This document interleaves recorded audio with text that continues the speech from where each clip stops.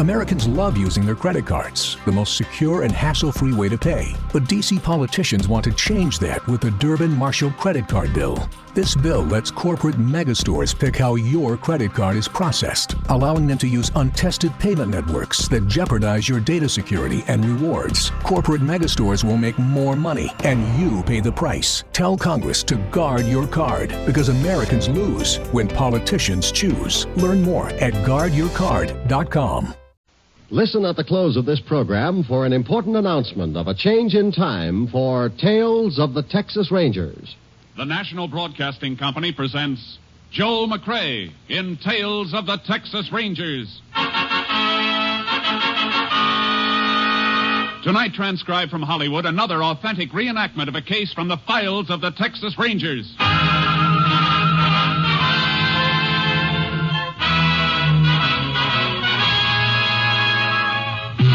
Tales of the Texas Rangers, starring Joel McCrea as Ranger Jace Pearson.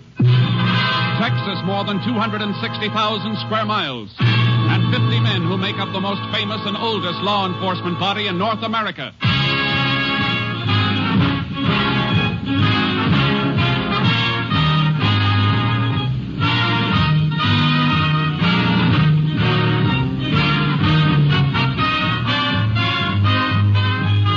Now, from the files of the Texas Rangers come these stories based on fact.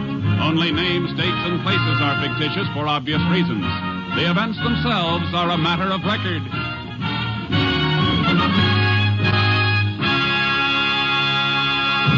Case for tonight, blood relative.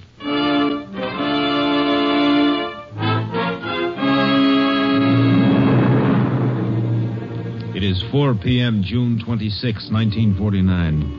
Will Bonner, proprietor of the general store at Stump Hill, Texas, is waiting on Mac Kennedy, a dirt farmer.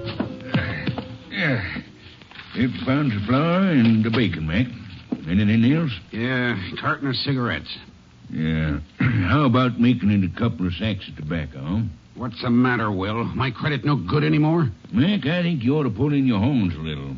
Your bill's running kind of high. You get your money, don't you? Ain't a question of getting it, Mac. You stand to make a good crop this year. Unless you have to pay out, better chance you'll have to get on your feet permanent, without no credit. Let me worry about... go ahead. Wait on him. Yeah. That's all right. I got time. No, I'll take care of you, stranger. What do you have? Stranger? Time ain't helping your sight any, is it, Uncle Will? Huh? Ben! Well, dang it, boy, you changed. How do you like that? Didn't recognize my own blood relative. Liz! Come see who's here. Willie Ann sees you. What is it, Will? Don't say nothing. Fella wants to know you want to buy some perfume. Perfume? Why, land, no, Will. You could have told him that. What would I do with... Why, it's your brother's boy, Ben. It sure is. Stop cackling, Will. You know about your pa. I know he's dead. Oh, being glad to see you, Ben. I almost forgot. It happened last winter. The pneumonia. Yeah, we tried to locate you, boy, but nobody knew where you was. Nobody would have wanted to know. I was in the pen at Huntsville. Huh? That's where I've been for 4 years. In the prison? Your pa never said... Wasn't nobody's business but mine. Well, Ben, I guess we can talk that over later. You want to stay? There's a place here. I ain't asking you for nothing except what's coming to me. I just want you to buy out my pa's share of the store and pay me off. Well, Ben, your pa never did have a share in the store. You only worked for me. What you trying to get away with, Uncle Will? He told me he was going in with you when he moved out here. But then you knew your pa. He always talked big, but he never did have a dime of his own. You telling me about my own pa? No, we ain't running him down, boy. He never harmed nobody, but talking big was just his way. Look, I come to get what's mine. Do I get it or don't I? Ben, there's a bed and a job waiting for you if you want 'em. You're kinfolk, and that makes you welcome. But outside of that, there ain't nothing here that's yours. You're going to pay me out. You just hold on, young... Let me go. Hey, turn him loose, lad. Reckon I can still take care of myself. Maybe you can, maybe you can't, Uncle Will. I'm staying around town to give you a chance to change your mind. Now, I'm warning you. I'm going to get what's mine if I have to kill you for it.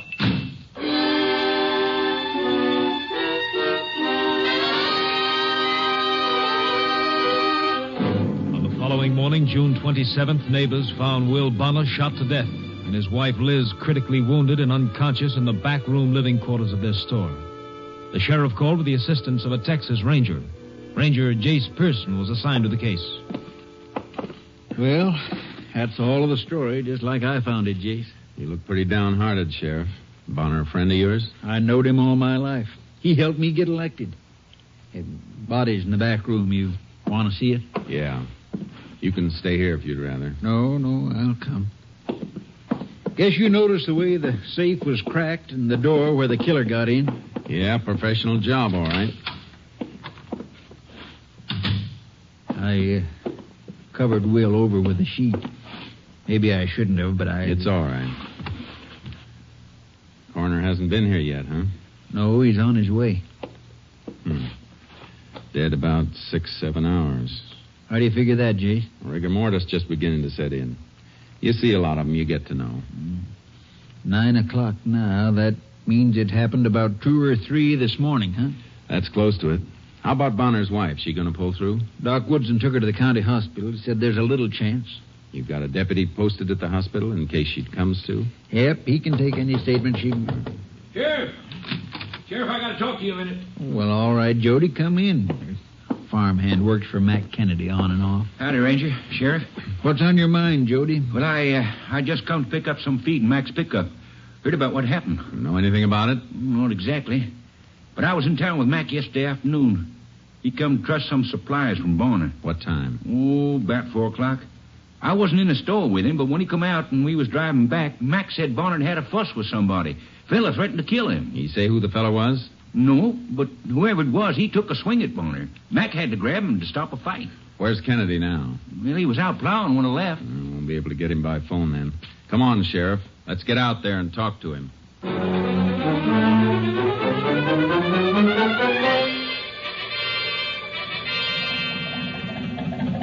Dead? Will Bonner dead? Yeah, and Liz is mighty close to joining him, Mac. Better cut the motor on your tractor. Yeah. Sheriff, Will should have told you about that fella. I should have called and told you myself after what he threatened to do to him. Too late for what anybody should have done. You know the man? Never saw him before, but I know who he is. Bonner's nephew. Fresh out of Huntsville. I heard him say so. An ex-con, and you didn't say anything about it? Well, Sheriff, how could I know he'd do it? A blood relative. Wasn't my affair, was it? You know the man if you saw him again? I'd know him any place. You better come into town with us. Talk while we ride. Okay. Did Bonner mention his nephew's name? Well, he called him Ben. Hey, Will Bonner had a brother died last year. Must have been his boy. We'll find out.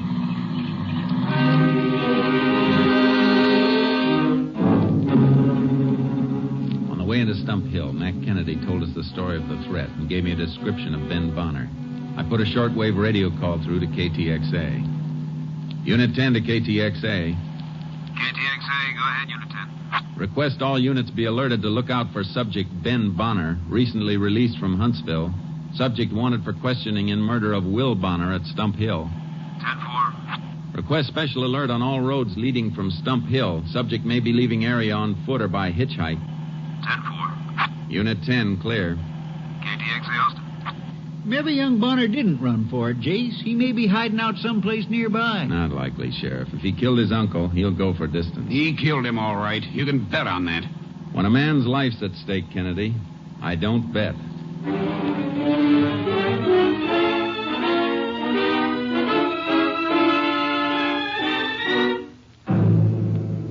Ben Bonner wasn't around Stump Hill. He pulled stakes and made a run for it, all right. We got the information from a woman in the crowd near the store when we got back to town. Her name was Sadie Waddle. She ran a rooming house. I rent all my rooms to extra farmhands, generally, because I don't have to serve no meals that way, with them eating where they're working. So naturally, I thought this fella was one of them migratory hands. Yeah, I understand all that, ma'am. All I want to know is when Ben Bonner left your place. Well, it must have been just around midnight last night. Everybody was in and sleeping, and the house was locked up. And, well, the phone woke me up, and it was for him, that Ben. Phone, huh? You know who called him? Of course not. I didn't know who he was or nothing about him, except his name was Ben. Did you recognize the voice of the person who called? No. Well, please go ahead about the phone call. Well, I called him to the phone, that's all. Fine time of night to be waking people, I told him. Then he answered it. Right after that, he lit out like the devil was after him. You hear any of the conversation? I did not. I mind my own business. Besides, all he said was hello. After that, all the talking must have been done by whoever called him, because he never said another word, just listened a minute, then hung up and lit out. Phone ringing in the store, Jace. I better get it. Go ahead, Sheriff. Well, thanks for your help, Mrs. Waddle. I'm glad I'm alive to give it. Whew. I might have been murdered in my own sleep with an ex-convict under my roof. Ought to be some way we could tell him from other folks. A man who served his time can't be expected to carry a brand, ma'am. Besides, how did you know Ben Bonner's an ex-convict? How did I know? Huh. It's all over town, ain't it? Jace, the call is for you. Right there, Sheriff. Thanks, ma'am. Excuse me. Who's calling? Your headquarters, Captain Stinson. Hello, Captain. Got some good news for you, Jace. The Highway Patrol has picked up Ben Bonner. Fine. Where'd they get him? Almost to El Paso. Patrol car was stopped at a railroad crossing waiting for a freight to get through. They spotted him riding an empty flat. Freight, huh? It's a good thing they saw him. If he'd made El Paso, he'd been across the border into Juarez in no time. Well, he didn't make it. They're bringing him back to Stump Hill now. You'll have him there in a few hours. You getting the case against him? I seem to be getting plenty. Well, you don't sound too sure, Jace. I don't know. You look up his record? What was on his last ticket to Huntsville? Burglary, Jace. And that fits. Except for the killing this time. Yeah, it fits all right. Like the executioner's glove.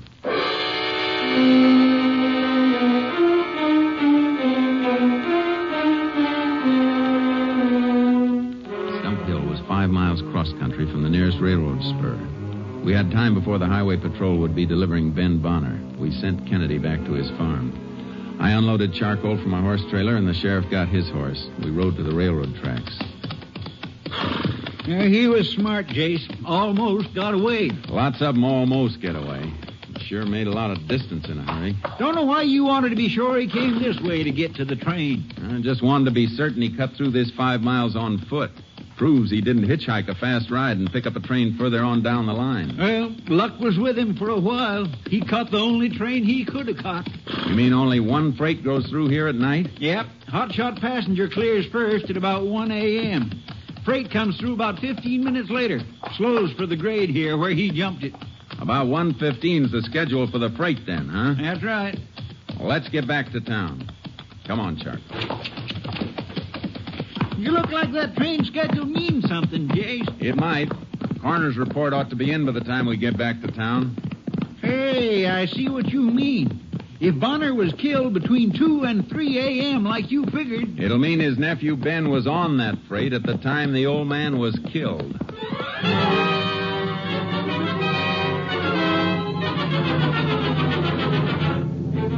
coroner's report had been completed. It was waiting at the sheriff's office when we got back. Well, you didn't miss by much, Jace. Here's the report on the time of death. What is it? Between 1 and 2 a.m. Then Ben Bonner didn't kill his uncle. Even if he ran the 5 miles across country, his tracks showed us he walked. He couldn't have made it in time to catch that freight. Doesn't look that way. Bullets from Bonner's body have been sent through to Austin. We may get a lead from ballistics. I'm going to do some more checking around town on the... Just a second, Jace. Sheriff speaking. Oh, good. She did, huh? No, you stay right there. Goodbye. Well, Jace, looks like there's been a mistake someplace. That was my deputy at the county hospital. Liz Bonner regained consciousness for a few seconds. What'd she say? She said her and her husband were shot by their nephew, Ben.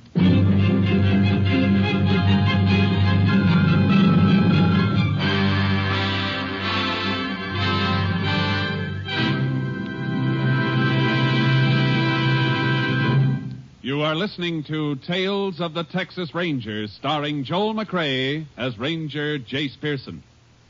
We continue with tonight's case, Blood Relative, an authentic story from the files of the Texas Rangers.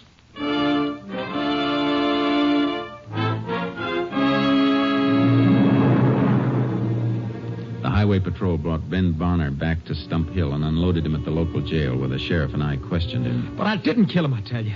Didn't even know he was dead till now. You said you was going to kill him. You said it in front of a witness. Man, there's a difference between saying and doing. If you had nothing to do with it, why'd you run away? Because somebody called me up last night at the rooming house late. It was a man. Said he was a friend and wanted to warn me the sheriff was going to pick me up for threatening Uncle Will. You scare easy, don't you? You bet your life I do, mister.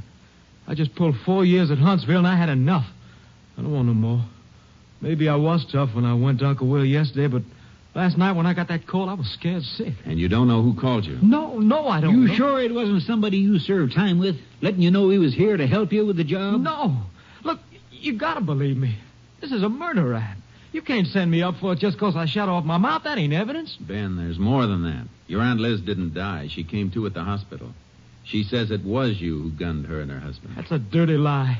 Look, if I did that, if I shot them and robbed the store, what was I doing on a freight? What did I do with the money?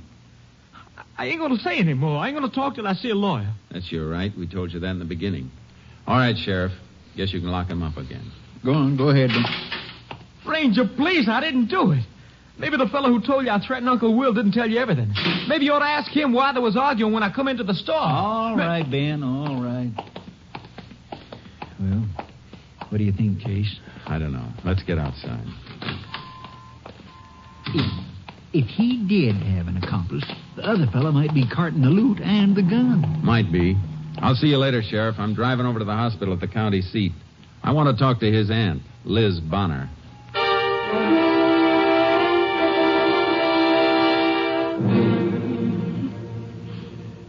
Mrs. Bonner, the doctor will only let me stay a minute. Well, shot Will, just getting up. Who shot him, Mrs. Bonner? Ben, ungrateful, wanted to help him. How did it happen? There was a noise in the store. Woke us up. Mm-hmm. Will called, said, "Who's there?" Then he got up, went to put on the lights, but Ben shot him. Did he get the lights on? Did you ever see your nephew? No, but it was him. He said he'd do it. It was him. If you didn't see him, did he say anything? Did you hear his voice and recognize it? No, he just shot Will. I screamed, and that's all. But you didn't see Ben or recognize his voice? No, but he said he would. It couldn't be anybody else. I think you're wrong, ma'am. I think it could be. I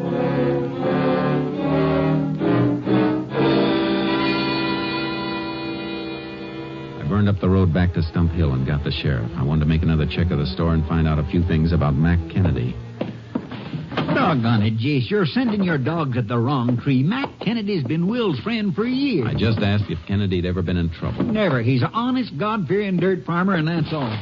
What kind of shape is he in financially? Well, Jace, a man don't have to be a criminal just because he's down on his luck. Mac's crops have been bad. Sheriff, I'm just asking a few questions, that's all. Well, I'm sorry, Jace. I reckon Mac's in hock up to his neck. Place and all his equipment is mortgaged. How come he can afford a hired hand? You mean Jody? Mm-hmm. Oh, he just drifts in and out. Ain't much of a worker, but he's all Mac needs. Migrates in the spring for planting season, then out again in the fall after harvest. He doesn't work for nothing, does he? Mac pays him right off when he makes his crop and sells it. That the way he pays everybody? Yeah, it's the only time he ever has any cash. Why? Just wondering. Did Mac buy here on credit from Bonner? Well, I guess so. Why? You find something in the ledger? Come take a look. Seems to be a page torn out. The book is kept in alphabetical order. Missing page is in the K's. If there was a charge page in here for Kennedy, it'd be right here. Now you got something I can't fight, Jace. What a setup. An ex-con threatens to kill a man, makes it perfect for somebody else to do the job and set the jailbird up for a frame. Come on, Sheriff. Let's get out to Kennedy's place again. Only this trip, we won't be asking questions about Ben Bonner.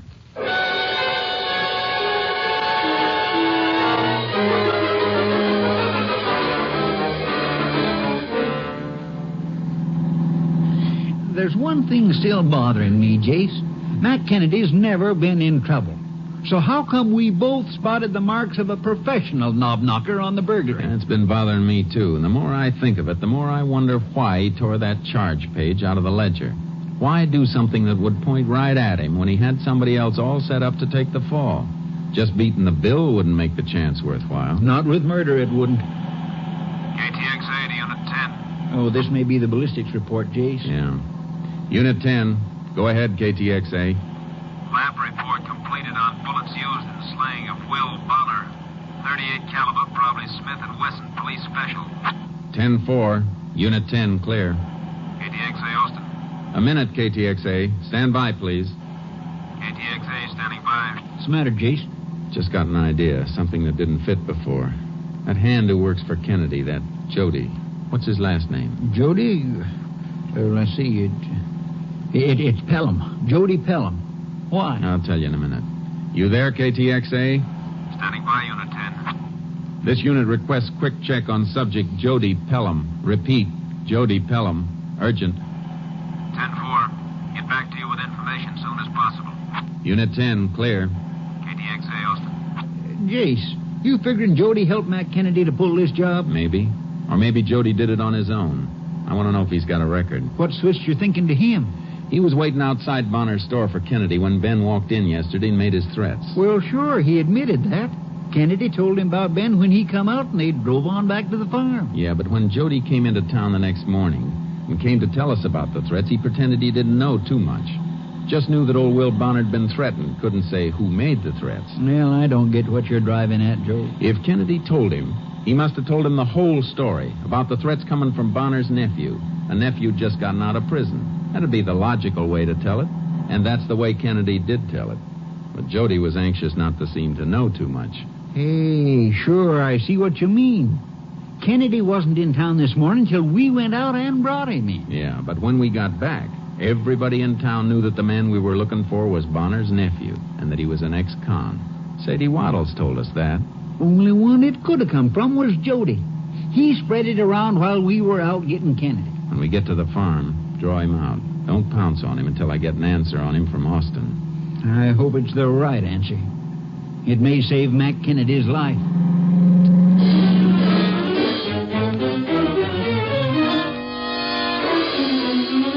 It was dark when we reached the farmhouse. There was a light on in the house, but the pickup truck wasn't in sight in the open garage. We left my car around in back of the house and went up on the porch.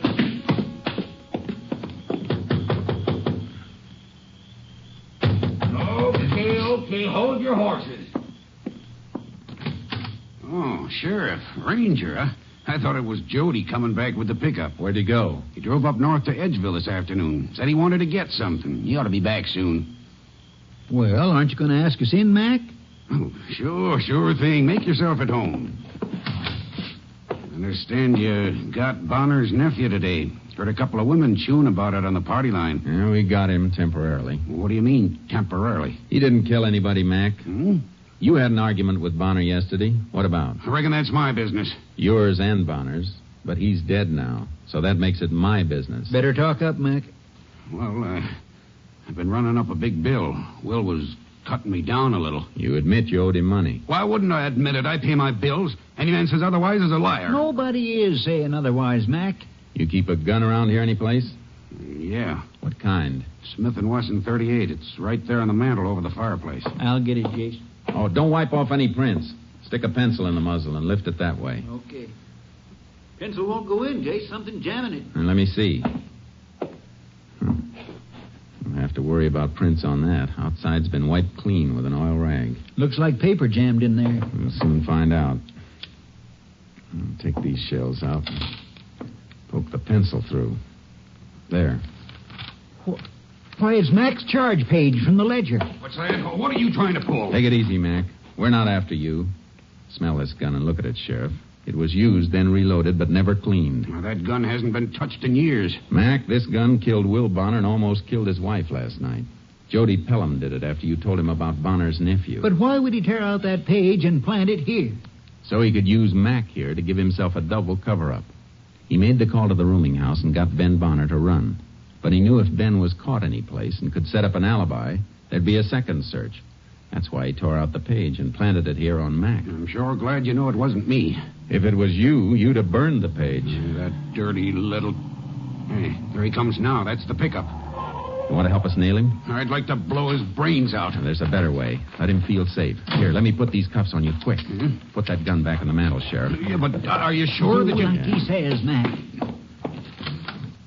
Boy, I didn't know anybody was here. Mac, what's the matter? What are you doing with those things on? What's your guess, Jody? Or what's in that bag you're carrying? Well, I just picked me up a bottle, a package store in Edgeville. Yeah, what'd you use for money? You don't get credit on liquor. Well, Mac, he paid me some wages this morning. What, you dirty little liar. Oh, I get it. I kind of wondered where he got the money. Now you know, huh? Well, when I got up last night and found he was gone, I sort of got to wondering this morning. You shut up, Mac. All right, Sheriff. I guess we can take him in. You better come along to make a statement, Jody. Sure. I hate to do a thing like this to a friend, but I guess he deserves it. Doing old Bonner like he did. Yeah. I thought you'd feel that way. Let's go. You might as well admit you fired the gun, Mac. A diphenylman test will prove you did. What kind of test is that? A man fires a gun, the nitrate from the powder gets into the pores of his hand. Chemical application shows it up. Well, he washed his hands since last night, I reckon. Oh, washing won't get it out. Stays for a couple of days. You fired a gun recently, Jody? No. Well, then we make the same test on your hand. It'll show you the difference. Well, you don't have to do that. I don't understand that kind of stuff anyway. That's too bad. I thought you might like to see how we work. Get in. Watch him, Sheriff. All right. Well, Austin ought to have that information I requested before, Sheriff. Yeah? This might bore you, Jody. Unit 10 to KTXA. Go ahead, Unit 10. This unit back in service. Been waiting for you. Have information you requested on subject Jody Pelham. What's that? 2 years Huntsville burglary. 3 years Louisiana State Penitentiary burglary and safecracking. 10-4. Unit 10, clear. KTXA Austin. Stop this car. Let me get out of here. Watch him, Sheriff. Don't make me use this gun, Judy. You rotten. Never mind that, Mac. Here, take these keys and put the cuffs on the right man, Sheriff. We might as well have him there. He'll be wearing them a lot until he reaches the death cell at Huntsville.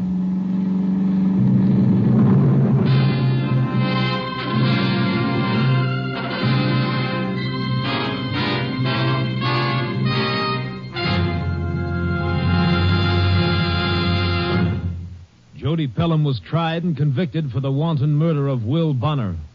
On the morning of December 6, 1949, at Huntsville Penitentiary, his sentence was carried out. Death in the electric chair.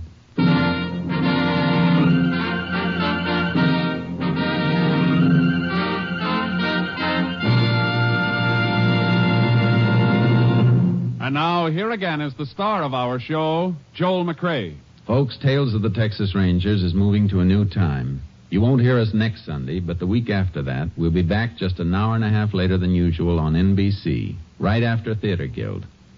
So we'll see you in 2 weeks, on Sunday, November 26th. And I hope you'll be listening. Good night. Good night, Joel. See you 1 week from this coming Sunday. Remember, friends, as Joel told you, Tales of the Texas Rangers will come to you an hour and a half later, immediately following Theater Guild. Beginning next Sunday at this time, you'll hear Hedda Hopper's fine program. The week after next, November 26th, Joel McCrea as Ranger Jace Pearson will be with you again. A week from Sunday, Joel McCrea in another authentic reenactment of a case from the files of the Texas Rangers.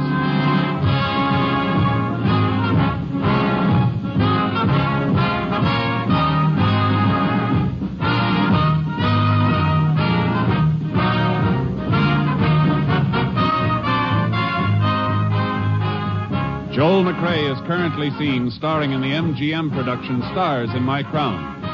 Tonight's cast included Tony Barrett, Bill Johnstone, Joe Duvall, Virginia Gregg, Parley Bear, and Byron Kane. This story was transcribed and adapted by Joel Murcott, and the program was produced and directed by Stacy Keach.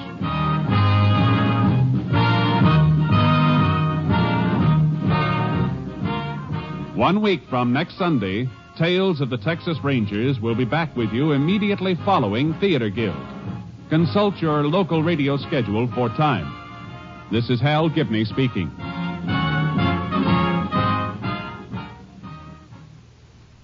Three chimes mean good times on NBC. Americans love using their credit cards, the most secure and hassle-free way to pay. But D.C. politicians want to change that with the Durbin-Marshall credit card bill. This bill lets corporate megastores pick how your credit card is processed, allowing them to use untested payment networks that jeopardize your data security and rewards. Corporate megastores will make more money, and you pay the price. Tell Congress to guard your card, because Americans lose when politicians choose. Learn more at guardyourcard.com.